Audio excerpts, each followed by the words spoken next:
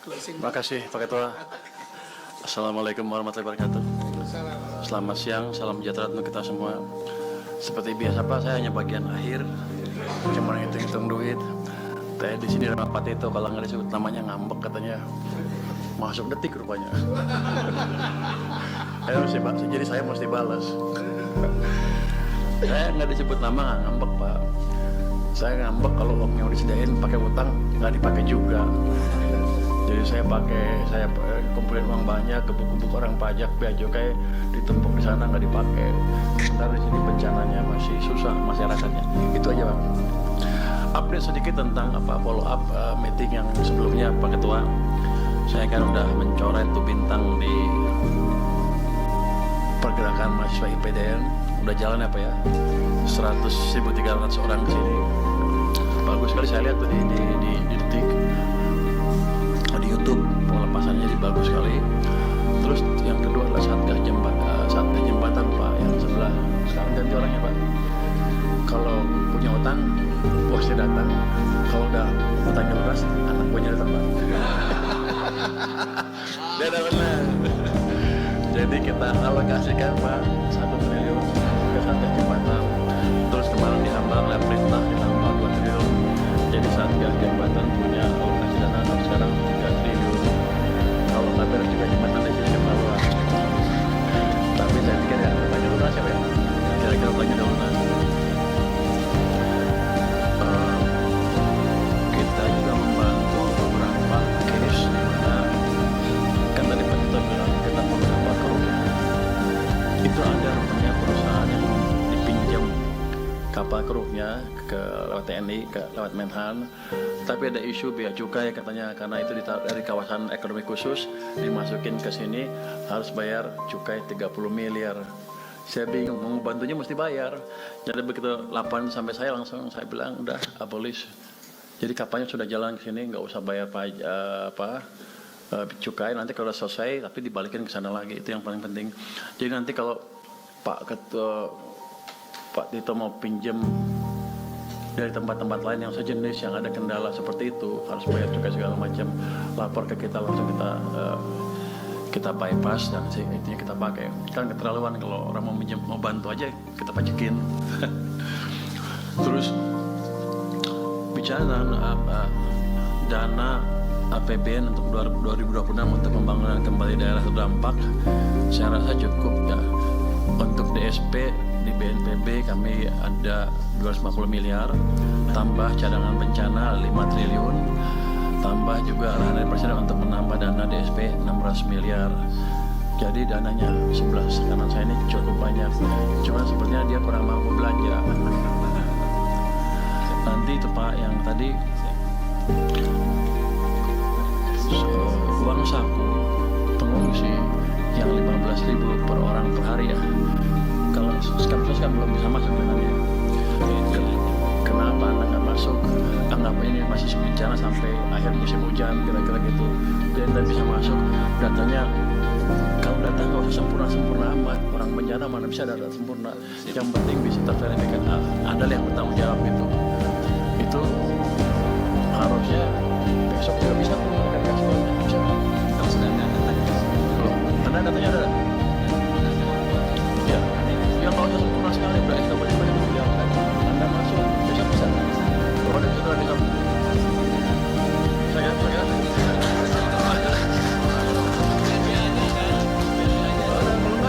Ada selesai itu data sempurna gampang, nggak ada lagi sempurna itu. Kita buat data itu aja. Data center tahun-tahun, data penduduk tahun ada sempurna, data beras aja nggak sempurna. Nggak ada yang sempurna. Saya pikir ambil resiko aja. Kan Anda yang beresiko, saya enggak. Pak Menko, sama satu lagi, syarat salur tadi, syarat salur Syarat salur. Syarat salur. Tidak terlalu ribet biar percepatan pembangunan di daerahnya. Kita lebih maju lagi Pak. Karena ini keuangan Pak. Cepat pokoknya. PMK relaksasi penyaluran dan penggunaan transfer ke daerah itu daerah terdampak ya. Itu PMK nomor 102 2025 untuk ini tanpa syarat Pak. Nggak ada syarat lagi jadi Pak.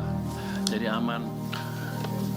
Jadi PMK-nya udah ada. Jadi makanya tanggal 2 Januari kemarin ke sini sudah ditransfer penuh.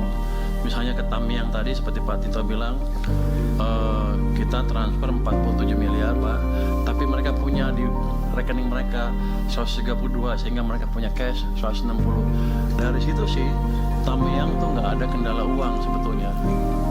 Saya nggak tahu kenapa mereka nggak berani belanja Pak. Tekan juga mereka Pak, kalau itu suruh belanja aja duitnya, mau ngumpulin bunga nanti dia periksa loh.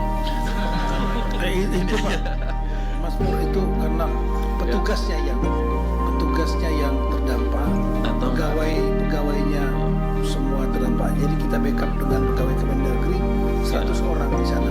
Ya, poin saya adalah uang bukan masalah utama sebetulnya. Tapi kami kirim ke semua daerah di Aceh ya. Tanggal 2 tuh udah kita kirim semua.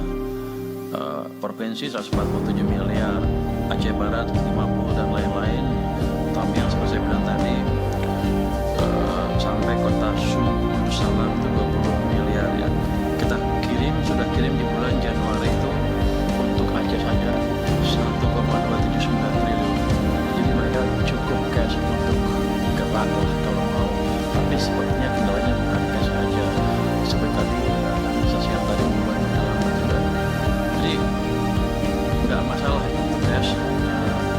Ini jadi sekarang setiap bulan atau setiap awal bulan kita kirim ke daerahnya langsung kita tanpa permintaan ya. Tanpa surat permintaan kita kirim sesuai dengan data setahun sebelumnya. Dari situ kita prediksi. Jadi mereka nggak akan ada kekurangan dana untuk itu. Pak Menteri, kami mohon efisiensi yang untuk Aceh agar bisa dikembalikan untuk tahun 2002. Kan saya udah bilang waktu itu akan kita ini ya, kan saya hanya belum berani ngomong ke presiden nih. Tapi ini kan dananya udah ada nih. Jadi dana bukan kendala, Anda pakai aja. Nanti saya pasti ngomong atau minta aja Pak Ketua yang ngomong tuh. Pasti lebih cepat. Saya pikir kalau Bapak bisa mesti sekarang ya kita. Tapi mesti lapor ke presiden apa ya? Bapak lapor ke presiden lah. Saya lapor dikit-dikit. Jadi tapi udah dihitung di kita, hitungannya kita bisa efisiensi kita hilangkan jadi sama dengan tahun lalu. Untuk Aceh ada tambahan 1,7 triliun, 1,8 triliun untuk wilayah Aceh. Karena ini kan daerah bencana, harusnya nggak ada masalah. Jadi menurut saya posisinya seperti itu. Terus untuk pasca bencana kan estimasi awal kebutuhannya 51 triliun yang saya dapat sampai sekarang ya. Itu bisa dimulai dari pemanfaatan alokasi hasil prioritasi APBN itu sekitar 50 triliun lebih. Itu uang-uang yang untuk rapat-rapat nggak jelas saya bilang dulu. Kita juga relokasi anggaran untuk infrastruktur, kementerian lembaga dan infrastruktur 2026. Ini diprioritaskan untuk pembangunan kembali infrastruktur di 3 provinsi yang terdampak ini. Kemudian saya bilang tadi BNPB punya cadangan 5 triliun. Tapi saya usul ke kementerian lembaga kayak PU yang lain-lain, kalau ada punya proyek yang di Aceh dipercepat aja. Semua kementerian lembaga jadi nggak ada masalah. Masalah bos dari Kemendikbud tadi Disdasbud ya. Soalnya cuma kalau Dikbud aja Dikdasmen bos itu pasti kita carikan setelah kita menerima permintaan dari Anda. Jadi Anda percepat permintaannya ke saya, langsung saya keluarkan itu bosnya. Jadi harusnya saya yang balik tanya ke Anda. Untuk Aceh, tolong dipercepat supaya bisa saya keluarkan lebih cepat. Suratnya sudah dikirim Pak Menteri. Sudah dikirim suratnya. Kapan itu? Pak Dirjen. Kapan? Tanggal 7. Tanggal 7? Betul Pak. Tanggal 7 ada Pak? Ya, 2 hari yang lalu. Oh, harusnya tanggal 31 Desember. Menteri. Tanggal 2 saya keluarin. Pak Menteri, Kalau gitu Anda boleh protes. Kalau Bentar. sekarang masih baru. yang tadi yang diusulkan tuh efisiensi yang transfer ke Aceh, TKD. yang TKD. Ya. Jadi permohonan untuk Tidak dipotong seperti wilayah lain. Oke. Itu kan potongan cukup besar. Anda kena berapa rata-rata? 30, 40%?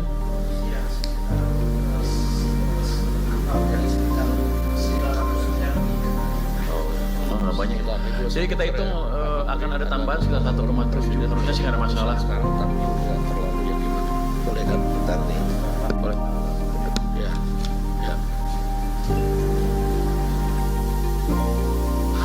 saya kan nggak bisa telepon, beliau bisa telepon. Pak Ketua, saya nanya tadi, Bapak minta persetujuan sama pemerintah. Kayaknya minta persetujuan, jadi clear. Jadi untuk tahun ini anggaran Anda akan penuh seperti tahun lalu, nggak dipotong. Jadi dapat 1,7 kalau nggak salah.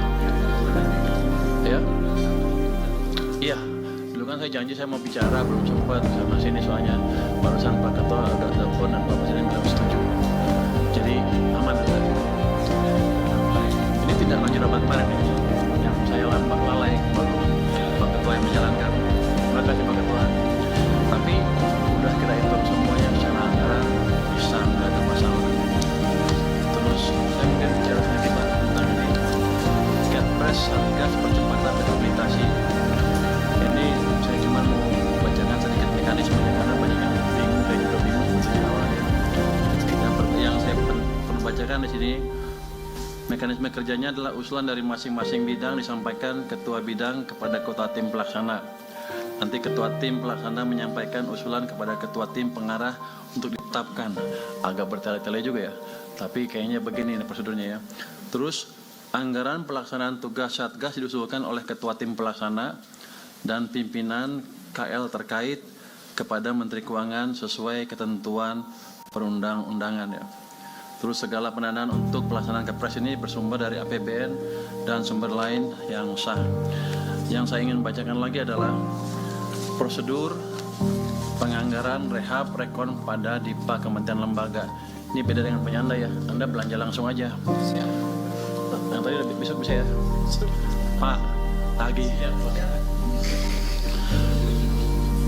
Sesuai Kepres nomor 1 2026 tentang Satuan Tugas Percepatan Rehabilitasi dan Rekonstruksi Pasca Bencana Alam di Provinsi Aceh, Provinsi Sumatera Utara, dan Provinsi Sumatera Barat, Kemenko PMK bertindak sebagai Ketua Tim Pengarah Satuan Tugas dan Mendagri sebagai Ketua Tim Pelaksana untuk harmonisasi program bagi kementerian lembaga yang akan menyalurkan bantuan.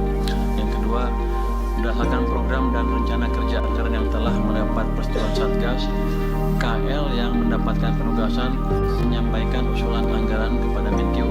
Jadi sana sini. Kemudian yang ketiga, pemenuhan anggaran dapat menggunakan RO khusus dan atau ABT dari BABUN. Ya.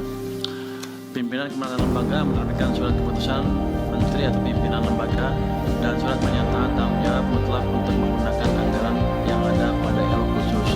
Yang kelima, dalam hal anggaran RO khusus tidak mencukupi, kementerian lembaga melakukan optimalisasi dari alokasi anggaran yang tersedia untuk melaksanakan kegiatan yang terkait dengan pemulihan pasca bencana Sumatera. Yang keenam, terhadap hal anggaran KL tetap tidak mencukupi, pimpinan KL dapat mengajukan anggaran belanja tambahan kepada Menteri Keuangan. Jadi mungkin itu prosedur yang mesti diikuti oleh kementerian lembaga ke depannya supaya semuanya clear. Mungkin demikian update dari kami Pak. Terima kasih. Wassalamualaikum warahmatullahi wabarakatuh. Terima kasih Pak Menkyu. Sekarang sudah semua ya, sudah menyampaikan, tinggal kita ambil kesimpulan rapat pada siang hari ini. Luar biasa, produktif sekali. Silakan Prof. Izin Pak, izin Pak, klarifikasi Pak untuk update. Ya, Nggih. dari Kemen. Nggih, izin Pak Kemdikdasmen Pak, terkait dengan Mebler yang tadi Pak Tito sampaikan. Jadi minggu depan bros cair Mebler Pak langsung bisa digunakan. Minggu depan kami akan datang mengumpulkan semua dinas untuk verifikasi berapa kebutuhannya Pak. Nah, kemudian minggu kedua Februari kita akan lakukan verbal, kita berikan bantuan revit. Jadi Pak Tito kita siapkan. Oke. Ya, saya kira ini bagus sekali pimpinan.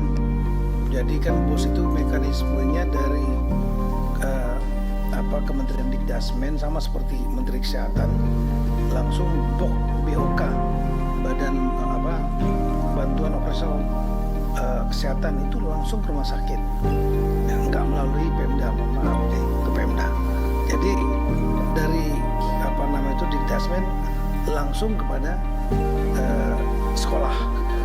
Tapi tolong lengkapi dengan petunjuk teknis kepada sekolah itu yang memberikan power kepada mereka, gak ragu-ragu bahwa uang itu bisa digunakan untuk beli mebel, peralatan sekolah dan lain-lain. sehingga mereka bisa nggak ragu-ragu menggunakan itu. Terima kasih. Ya, semuanya ya, jumlah juknisnya. Silakan Prof.